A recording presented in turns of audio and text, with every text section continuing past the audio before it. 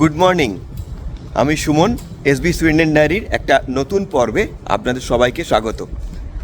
আজকে অনেক দিন পরেতে একটু রান্নাঘরে ঢুকবো। মেয়ের আবদারেতে একটু ইলিশ মাছ রান্না করতে হবে। আসলে বাজারে গিয়ে একটা ইলিশ মাছ নিয়ে এসেছি। এখানে ইলিশ মাছগুলো বাংলাদেশি ভাইদের কিছু দোকান আছে, সেখানে পাওয়া যায়, মোটামুটি ভালোই হয়। বাংলাদেশের পদ্মার ইলিশ এবং কিছু কিছু মায়ানমারের থেকেও ইলিশ আসে। তো যাই হোক, ইলিশ মাছের একটা নতুন পদ কি রান্না করব খুঁজতে খুঁজতে একটা রান্না বার করেছি, ইলিশ বরিশালি। আমি কোনোদিনও এই রান্নাটা করিনি। তো এই রান্নাটা করতে গেলে একটু কোকোনাট মিল্ক, নারকেলের দুধ লাগবে। তো এখন বাজারে যাচ্ছি একটুখানি নারকেলের দুধ আনতে। আর আজকে ভাবলাম আপনাদের সঙ্গে একটা বিষয় আলোচনা করি বা শেয়ার করি, যে খবরটা বেশ কিছুদিন ধরে বিভিন্ন নিউজ পেপারে আসছে। সুইডেনেরও বেশ কিছু নিউজ পেপারে আসছে, ইন্ডিয়ারও অনেক নিউজ পেপার এটাকে কভার করেছে। যেটা হচ্ছে 2024 সালের প্রথমার্ধে, প্রথম 6 মাসে সবথেকে বেশি ভারতীয় সুইডেন ছেড়ে ফিরে গেছেন। এটা পরিসংখ্যান অনুযায়ী যত সংখ্যক ভারতীয় এসছেন তার থেকে বেশি সংখ্যক ভারতীয় ফিরে গেছেন। এটা নাকি বহুদিন পরে, আমি যতটুকু জানি, যতটুকু পড়াশোনা করে দেখলাম, যে 1998 সালের পরেতে এরকম ঘটনা প্রথমবার ঘটল। তো এই ঘটনাটার পরিপ্রেক্ষিতে আমি কিছু খোঁজ খবর করছিলাম, অনেক মানুষকে জিজ্ঞাসা করেছি, বিভিন্ন জায়গা থেকে বিভিন্ন তথ্য সংগ্রহ করার চেষ্টা করেছি। আর আমি নিজে যেহেতু একজন ব্যাংক কর্মী, আমি আমার দৃষ্টিকোণ থেকে, যেহেতু আমি এই দেশের ফাইন্যান্সিয়াল ব্যাপারটা একটু আধটু চর্চা করি আমার পেশাগত তাগিদে, সেহেতু আমি সেখান থেকে, সেই দৃষ্টিকোণ থেকেও জিনিসটাকে ভাববার চেষ্টা করেছি। তো সেই জিনিসগুলোই আপনাদের সঙ্গে শেয়ার করব, যে প্রকৃত ছবিটা কি, সত্যি কি এত ভারতীয় এখান থেকে চলে যাচ্ছেন, যদি যান তাহলে তার কেন এত ভারতীয় এখান থেকে চলে যাচ্ছেন, কি রিজন তার, সেইগুলোই আর কি আপনাদের সঙ্গে শেয়ার করব। আশা করি এই ভিডিওটা আপনাদের ভালো লাগবে। আর যে মতামতগুলো শেয়ার করব সেগুলো একান্ত আমার নিজস্ব। আমি সুইডেনে দীর্ঘদিন ধরে বাস করছি, আমার ভাবনা চিন্তা, আমার দৃষ্টিকোণ দিয়ে দেখা, তার সঙ্গে অন্য কেউ দ্বিমতও হতে পারেন। যদি দ্বিমত হন বা সহমত পোষণ করেন, তাহলে আপনাদের মতামতগুলো অবশ্যই কমেন্ট করে জানাবেন। যে কোনো রকম মতামত কিন্তু এই ধরনের আলোচনাকে অনেক সমৃদ্ধ করে, এটাই আমার বিশ্বাস। তো যাই হোক, এখন যাচ্ছি নারকেলের দুধ কিনতে। আপনারাও চলুন, যাব এখানকার একটা লোকাল সুপার মার্কেটে।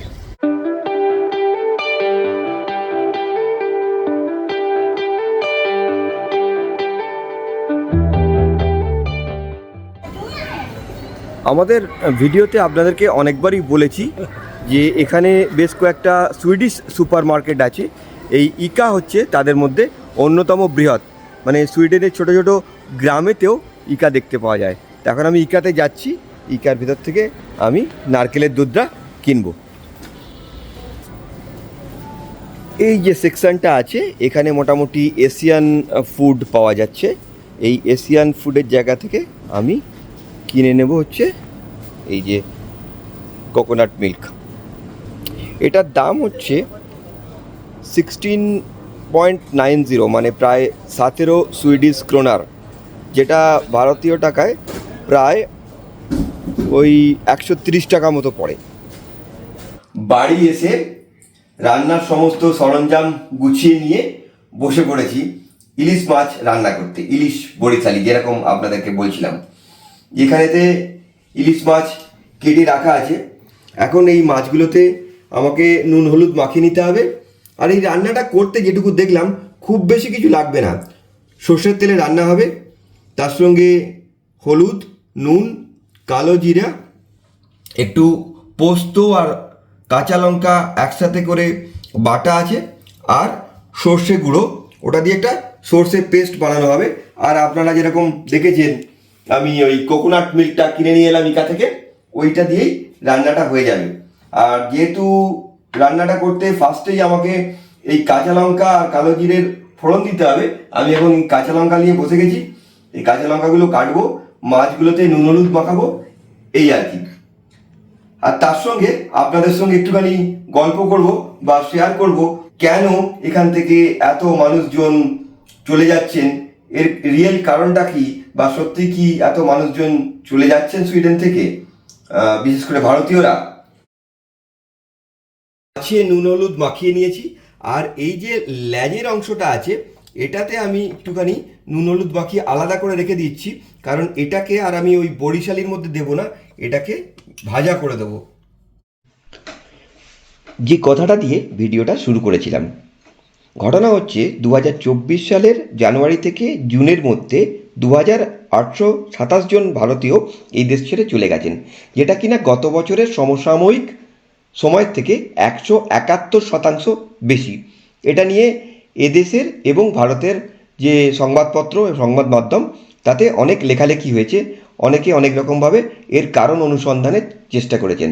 আমাদেরও বেশ কিছু সাবস্ক্রাইবার জানতে চেয়েছিলেন যে এখানে প্রকৃত অবস্থাটা কী, এখানে কী কারণে মানুষজন এত চলে যাচ্ছেন। এখন এটা নিয়ে যখন বিভিন্ন চর্চা হয়েছে তার কয়েকটা কারণ আমরা এখান থেকে আলোচনা করে বার করেছি। একটা কথা বলি, এই যে সুইডেন বা নর্ডিক কান্ট্রিগুলো, এগুলো কিন্তু ইউরোপের অন্যান্য দেশের থেকে বা আমেরিকা, কানাডা, অস্ট্রেলিয়া এই সমস্ত দেশের থেকে অনেকটাই আলাদা। এই সমস্ত দেশের জনসংখ্যা খুবই কম এবং ভারতীয়দের অনুপাত অন্যান্য অভিবাসীদের থেকে তুলনায় অনেকটাই কম। এই দেশগুলোতে বেশিরভাগ যে ভারতীয়রা আসেন তারা হয় কিছু চাকরি নিয়ে আসেন আমার মতো, যারা বেশিরভাগই হয় তথ্য প্রযুক্তি বা আইটি, কিছু মানুষ আছেন যারা রিসার্চের জন্য আসেন, এবং বাকি অল্প সংখ্যক ছাত্রছাত্রী যারা এখানে পড়াশোনা করতে আসেন এবং পরবর্তীকালে এখানে সেটেল হয়ে যান। সেই অর্থে যদি আমরা ভাবি যে আর্থসামাজিক দিক থেকে খুব নগণ্য সংখ্যক ভারতীয় এই দেশের সামাজিক এবং কালচারের সঙ্গে মিলেমিশে গেছে, তার জন্য তাদেরকে আমি দোষ দিচ্ছি না, তার অনেকগুলো কারণ আছে। একটা কারণ হতে পারে ভাষাগত সমস্যা, খাদ্যাভ্যাস এবং বিরাট সাংস্কৃতিক তফাৎ। এখানকার মানুষজন একা থাকতে ভালোবাসেন, আমাদের দেশের মানুষজন হৈ হৈ করতে ভালোবাসেন, এটা একটা এক্সাম্পল।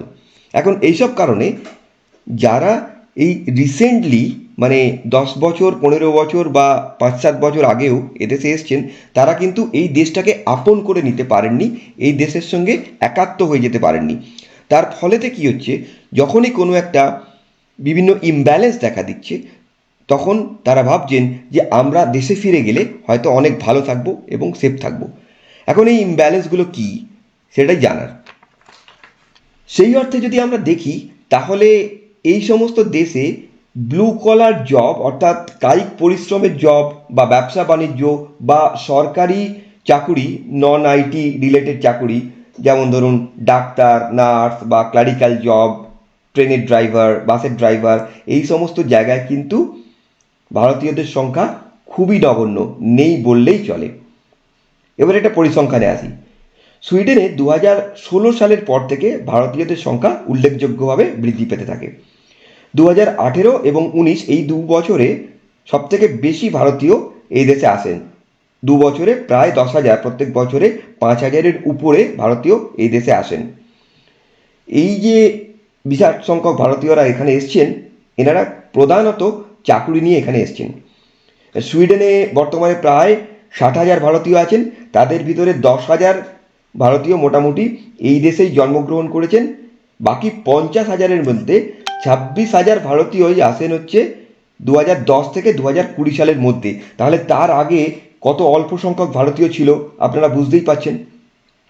যারা চলে যাচ্ছেন তাদের বেশিরভাগই কিন্তু এই 2016 সালের পর থেকে আসা মানুষ। এখন এই সমস্ত মানুষেরা কেন চলে যাচ্ছেন? অনেকে বলছেন যে আমাদের অনেকেরই বয়স্ক বাবা মা দেশে আছেন, তাদেরকে দেখাশোনার জন্য চলে যাচ্ছেন। কেউ বলছেন এদেশের মারাত্মক ঠান্ডা সহ্য করতে না পেরে অনেকে চলে যাচ্ছেন। কেউ বা বলছেন হয়তো ভাষাগত সমস্যার জন্য চলে যাচ্ছেন। কিন্তু ব্যাপারটা হচ্ছে এই যে কারণগুলো, এগুলো তো চিরকাল ছিল এবং এগুলোর মধ্যে অনেকগুলো কারণ যে কোনো প্রবাসীদের ক্ষেত্রেই আছে। তাহলে হঠাৎ করে কী এমন পরিবর্তন হলো 2024 সালে যে এত এত ভারতীয় এখান থেকে হঠাৎ করে চলে যেতে আরম্ভ করলেন? তার একটা কারণ হচ্ছে যে করোনা পরবর্তীকালে এবং ইউক্রেনের যুদ্ধের ফলেতে বর্তমানে সুইডেনে একটা রিসেশন চলছে। সুইডেন কেন, পুরো ইউরোপে একটা রিসেশন চলছে। যারা গেছেন তাদের অনেকেই এদেশে এসছেন কাজ নিয়ে, ট্রান্সফার নিয়ে দেশ থেকে কোনো একটা কোম্পানির হয়ে, তাদের মধ্যে অনেকেরই কাজের এক্সটেনশন হয়নি, অথবা অনেকে এখানে আসার পরেতে লোকাল চাকরি নিয়ে স্থায়ীভাবে বসবাস করার জন্য ভাবেন, তারা সেই সুযোগগুলোও পাননি, যার ফলেতে তাদেরকে ফিরে যেতে হচ্ছে। দ্বিতীয় কারণ হচ্ছে সাম্প্রতিককালে অস্বাভাবিক মূল্যবৃদ্ধি। অনেকেই তো বিদেশে আসেন একটু বেশি কিছু সঞ্চয় করার জন্য, যাতে বার্ধক্যে দেশে গিয়ে ভালোভাবে থাকা যায়। কিন্তু বর্তমানে যা অবস্থা, শেষ 2 বছরে এখানে অসম্ভব মূল্যবৃদ্ধির ফলেতে সঞ্চয় প্রায় তলানিতে এসে ঠেকেছে। অনেকেই ভাবছেন যে আমরা যদি সঞ্চয় না করতে পারি, এবং এইটা কিন্তু শুধু খাদ্যদ্রব্য বা জামা কাপড় নয়, বাড়ির গৃহঋণ, গাড়ির লোন, সমস্ত জিনিসের ইন্টারেস্ট প্রচুর পরিমাণে বেড়ে গেছে, যার ফলেতে মানুষ ভাবছেন যে আমরা দেশে গিয়েও যদি একই সঞ্চয় করতে পারি, তাহলে আমাদের দেশে ফিরে যাওয়াই ভালো। এটা একটা কারণ। তৃতীয় কারণ হচ্ছে, যেহেতু এখানেতে অনেক আনএমপ্লয়মেন্ট বেড়ে গেছে, তার ফলেতে সরকার অভিবাসন নীতিতে অনেক পরিবর্তন এনেছেন বা আনার চিন্তাভাবনা করছেন। যেমন সরকার সুইডিশ ভাষাকে স্থায়ী ভিসা পাওয়ার বা সিটিজেনশিপ পাওয়ার জন্য আবশ্যিক করার কথা অলরেডি চিন্তাভাবনা করছেন। আর একটা নতুন নিয়ম করেছেন যে যারা 18 বছরের উপরে এখানে আছেন, তারা যদি কোনোভাবে উপার্জন না করেন, তাদের অবশ্যই উপার্জন করতে হবে। অর্থাৎ কেউ যদি ডিপেন্ডেন্ট হয়ে আসেন, সেটা স্বামীর সঙ্গে স্ত্রী আসতে পারেন বা স্ত্রীর সঙ্গে স্বামী আসতে পারেন, ওনাদেরকে অবশ্যই উপার্জন করতে হবে। সেটা চাকুরি করুন, বিজনেস করুন বা যাইভাবে করুন না কেন, এবং সরকারকে ট্যাক্স পে করতে হবে। এখন এদেশে যারা আইটিতে নেই, বা অনেক ক্ষেত্রে আইটিতেও এটা প্রযোজ্য, কিন্তু অন্যান্য ক্ষেত্রে অবশ্যই প্রযোজ্য, যে চাকরি করতে গেলে এদেশের ল্যাঙ্গুয়েজটা জানতে হবে। আমার মতো বুড়ো লোকেদের ক্ষেত্রে নতুন করে ল্যাঙ্গুয়েজ শিখে চাকরি করা খুবই চাপের ব্যাপার। তো তার ফলেতে মানুষজন এখান থেকে চলে যাওয়ার কথা ভাবছেন, কারণ তারা কখনোই স্থায়ী ভিসা বা সিটিজেনশিপ এখানেতে পাবেন না। আর একটা কারণ হচ্ছে যে কোভিড পরবর্তীকালে ভারতে তথ্য প্রযুক্তি কোম্পানিগুলোতে উল্লেখযোগ্যভাবে সুযোগ এবং বেতন বৃদ্ধি হয়েছে। তাই অনেক অভিবাসী যারা এদেশে এসছেন, ওনারা অনেক ভালো সুযোগ দেশে পেয়ে যাচ্ছেন। তো ভাবছেন যে এখানে এত প্রতিবন্ধকতার সম্মুখীন হয়ে কেন থাকবো, আমি স্বাভাবিকভাবেই দেশে ফিরে গিয়ে অনেক ভালোভাবে থাকতে পারবো। তো সেটাও একটা বড় কারণ। আর শেষ কারণটা আমি বলবো এখানকার ল অ্যান্ড অর্ডারের প্রবলেম। এদেশে দুর্নীতি নেই। দুর্নীতিকে ধামাচাপা দেওয়ার জন্য ঘৃণ্য কোনো মানে ক্রাইমও হয় না, কিন্তু এদেশে বিরাট গোষ্ঠী সংঘর্ষ আছে। তার ফলে মাঝে মাঝে বন্দুকের লড়াইও হয়। এখন এই যে গোষ্ঠী সংঘর্ষ, ক্রাইম, এটা উল্লেখযোগ্যভাবে শেষ 10 বছরে বৃদ্ধি পেয়েছে।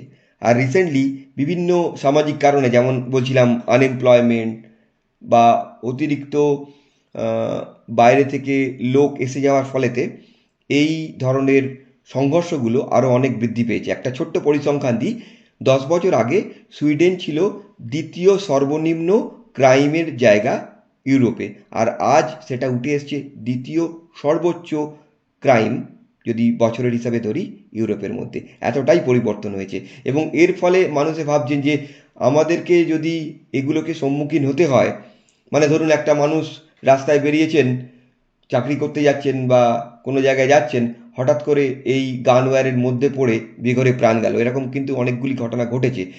তো সেটা দেশে হলে তবুও নিজের জায়গা, সেখানে অনেক কিছু সুযোগ সুবিধা পাবো, এখানেতে হয়তো সেটা পাবো না। এখন এটা কতটা ঠিক আমি জানি না, কিন্তু এটা ভেবেও অনেকে এখান থেকে চলে যাচ্ছেন। যারা যাচ্ছেন তারা কিন্তু এই 2016 সালের পর থেকে যারা এসছেন, তাদের মধ্যেই বেশিরভাগ লোক যাচ্ছেন। পুরনো যেনারা এখানেতে এসে থাকেন, কেউ হয়তো 30-35 বছর আগে এসছেন, কেউ হয়তো 10-15 বছর আগে এসছেন, যারা অলরেডি এখানেতে স্থায়ীভাবে বসবাস করছেন, তাদের মধ্যে থেকে আমি অন্তত শুনিনি যে উল্লেখযোগ্য কোনো মানুষজন দেশে ফিরে যাচ্ছেন। কয়েকজন এক্সেপশনাল যেতে পারেন, কিন্তু সেটাকে এই কাউন্টের মধ্যে ধরা যাবে না। বাকি যারা যাচ্ছেন, তেনারা এই রিসেন্টলি 5-7 বছরের মধ্যে বা 4-5 বছরের মধ্যে এসছেন, ওনারাই ফিরে যাচ্ছেন। এখন মোটামুটি সব কিছু দেখতে গেলে সুইডেনে ভারতীয়দের সংখ্যা কিন্তু উত্তরোত্তর বৃদ্ধি পাচ্ছে। বর্তমানে আমি যেমন বললাম, 60,000 ভারতীয় এদেশে বসবাস করছেন, এবং এই সংখ্যাটা কিন্তু এই বছরেও বৃদ্ধি পাবে। যেহেতু কোভিড পরবর্তীকালে আসার সংখ্যাটা কমে গিয়েছিল এবং সুযোগের অভাবে এবং এই ধরনের বিভিন্ন কারণ যেগুলো আলোচনা করলাম তার ফলেতে মানুষ ফিরে যাচ্ছেন, তাই হয়তো সাময়িকভাবে এই সংখ্যা বৃদ্ধিটা দেখা যাচ্ছে, ফিরে যাওয়ার সংখ্যা বৃদ্ধিটা। কিন্তু আমার বিশ্বাস আগামী 6 মাস বা 1 বছরের যদি আমরা পরিসংখ্যান দেখি তাহলে এই পরিস্থিতিটা থাকবে না, এটা চেঞ্জ হয়ে যাবে। এদেশে এমন কিছু অন্যান্য পরিবর্তন হয়নি যার ফলেতে মানুষ এখান থেকে ছেড়ে দলে দলে দেশে ফিরে যাচ্ছেন। এখন বাজে রাত্রি 9:30। আমাদের বাড়িতে সবাই একসাথে হয়ে যদি খেতে হয় তাহলে সেটা হচ্ছে ডিনারে, কারণ লাঞ্চের সময় শনিবার হলেও সবাই কোনো না কোনো কাজে ব্যস্ত থাকি, একসাথে আর খাওয়া হয় না। তো সেই জন্য ভাবলাম যে নতুন পদ যখন রান্না করেছি তখন একসাথে বসে সবাই মিলে খাবো। আর এখন এই মাছটা নিয়ে গিয়ে সার্ভ করা হবে। দেখি বাবলি আর বুজু এই নতুন ধরনের ইলিশ মাছের টেস্টটা দেখে কি বলে। মাছটাকে আমি তুলছি।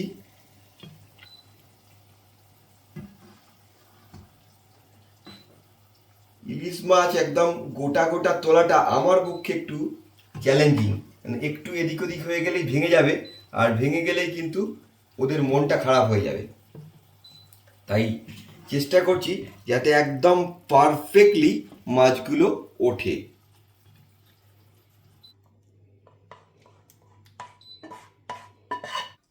যেরকম সর্ষে দিয়ে আমরা রান্না করি বা বেগুন দিয়ে ঝোল করি সেরকম নয়। খেয়ে দেখে বলো কেমন হয়েছে।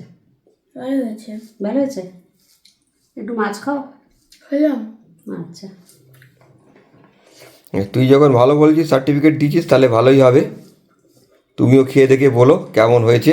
আমি একটুখানি ঝোলটা তখন টেস্ট করতে গেলাম, তো দেখলাম যে ভালোই রান্না হয়েছে। এই নাও, ফাইনালি তুলে দিয়েছি, খাও, খেয়ে বলো। যাই হোক, যেটা আপনাদেরকে বলছিলাম, এখনো পর্যন্ত হিসাব অনুযায়ী সুইডেনে 50,000-এর ওপরেতে ভারতীয় বাস করছে এবং টোটাল যে সংখ্যাটা সেটা উত্তরোত্তর বৃদ্ধি পাচ্ছে। যতই লাস্ট 6 মাসে বেশিরভাগ ভারতীয় এখান থেকে ছেড়ে চলে যাক, সেটাই আমাদের কাছে খুব ভরসার জায়গা। আজকের ভিডিওটা এখানেই শেষ করলাম। কেমন লাগলো আমাদেরকে অবশ্যই কমেন্ট করে জানাবেন। আর যেটা ভিডিওর প্রথমেই বলেছিলাম, যদি কারোর অন্যরকম কিছু মত থাকে সেটাও কমেন্ট করে জানাবেন, তাহলেও কিন্তু আমাদের ভালো লাগবে। এই ধরনের আলোচনা, এই ধরনের যে টপিক, এগুলোকে সমৃদ্ধ করে। তাহলে আজকের মতো বিদায়, গুড নাইট। আবার একটা নতুন ব্লগে আপনাদের সঙ্গে দেখা হবে। যারা চ্যানেলটা এখনো সাবস্ক্রাইব করেননি তাদের কাছে রিকোয়েস্ট, আপনারা সাবস্ক্রাইব করে আমাদের পাশে থাকবেন। Thank you. মাছ রান্না কিন্তু দারুণ হয়েছে। আবার কোনো পরে বেশ ভালোই রান্না করেছে আজকে। আচ্ছা। বেশ ভালো না, খুব ভালো। সব ক্রেডিটই কিন্তু আলটিমেটলি ইউটিউবে অন্যান্য চ্যানেলগুলোর কাছে। তাদের থেকে এই রেসিপি ধার করেই রান্না করি। সেটা ঠিক কথাই, দেখে হয়তো ইউটিউব থেকে কোনো একটা রেসিপি দেখে রান্না করা হয়, কিন্তু যে রান্না করে তার হাতেরও একটা ক্রেডিট থাকে। সেও তুমি যে ভালো রান্না করেছো, দারুণ হয়েছে, তাই না বুঝো? মাছটা বুঝু তো এখন ওইগুলো দিয়ে খেতে ব্যস্ত, ভাড়ালি দিয়ে। আজকে অনেক কিছু আইটেম হয়ে গেছে অ্যাকচুয়ালি, তো আস্তে আস্তে খাবে। ঠিক আছে, গুড নাইট, রাখি।